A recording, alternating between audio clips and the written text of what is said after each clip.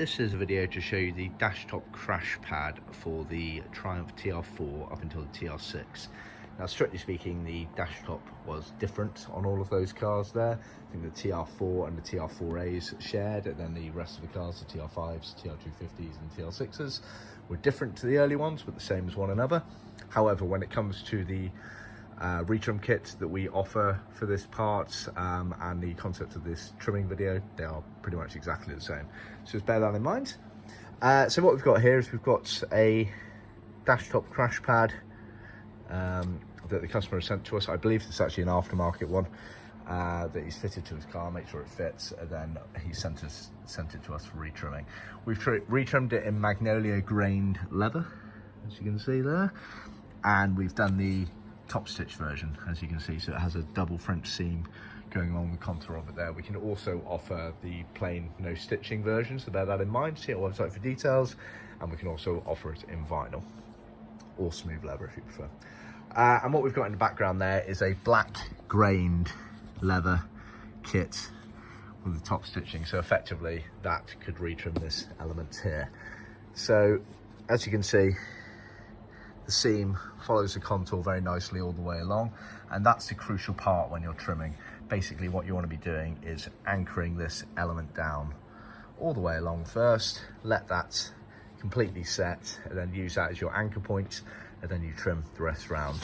If I turn it over, you can see that you cut the material flush to the edges on the front part of it there, and then you let it overlap on the bottom there, and then cut them flush there.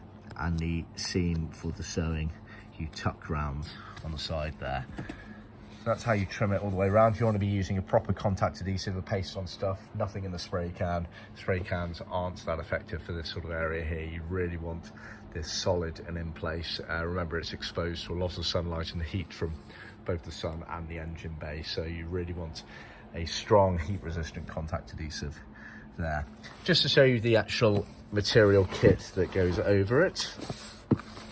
So like I say, vinyl leather. The leather we actually do skive down, as you can see there, make it a bit easier to use, akin to vinyl.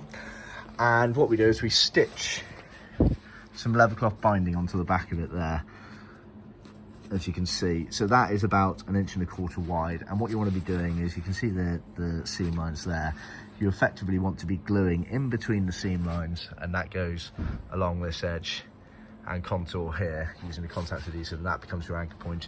You'll want to trim back the flange there and there.